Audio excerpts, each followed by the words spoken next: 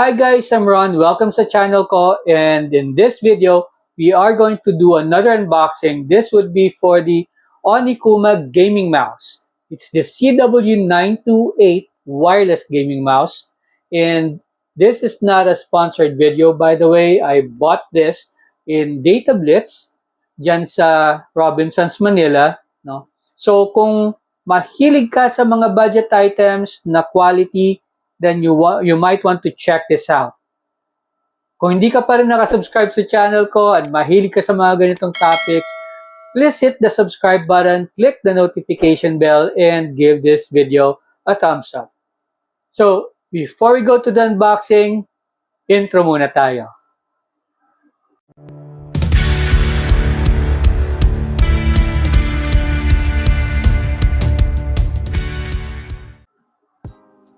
So here it is, the Onikuma gaming mouse, CW928 wireless tri-mode gaming mouse.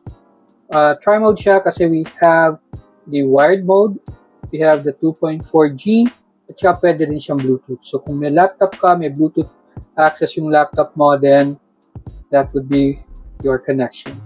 But again, pwede rin siyang wired kung wala kang 2.4G or Bluetooth connection. So this is the box. It's very, very nice, very presentable. Nakasealed pa siya. Feel your feeling. Okay. Ano masasabi ko doon? Wala. Now, let's go to our handy-dandy cutter here. And let's open it up. Yan. Uy, matalas ang cutter natin ngayon. Swak na swak. The packaging is good. Hindi naman siya ganun kapal yung box, pero it's pretty decent for its price. Yan yung kanyang pangsabit sa display. Let's open this up. Yun. So, meron siyang ayan. It's pretty decent actually. It looks good. It's like premium build for the kind of mouse na for its price, pero it's a little bit big, kaya pa siya diba? Swak sa kamay. So ayan siya.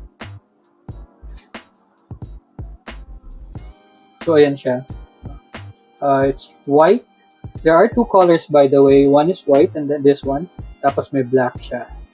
And since white ang setup ko, then white yung aking kinuha. The gliders, it looks good. No, meron pa siyang takip doon, so we'll need to take that out later. Pero wag mo lang itatak-tak ng bongga, hindi matatanggal. Ang maganda dito, not like other mouse, naka-secure siya dyan. And then we also have the manual na hindi naman natin binabasa at yung kanyang connection. Wow. The feel is good. Parang premium siya. It's a braided cable, USB, and then the USB Type-C. Maganda naman. At least, naka-Type-C na siya yung connector niya. If you're charging or you want to use the wire mode, yan. Saksak mo lang siya dyan. And there you have it. So, let's go to the OC part ng ating video.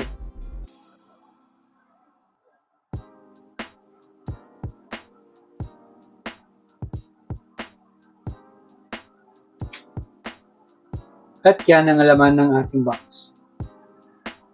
We have the mouse, the charging cable, and the manual.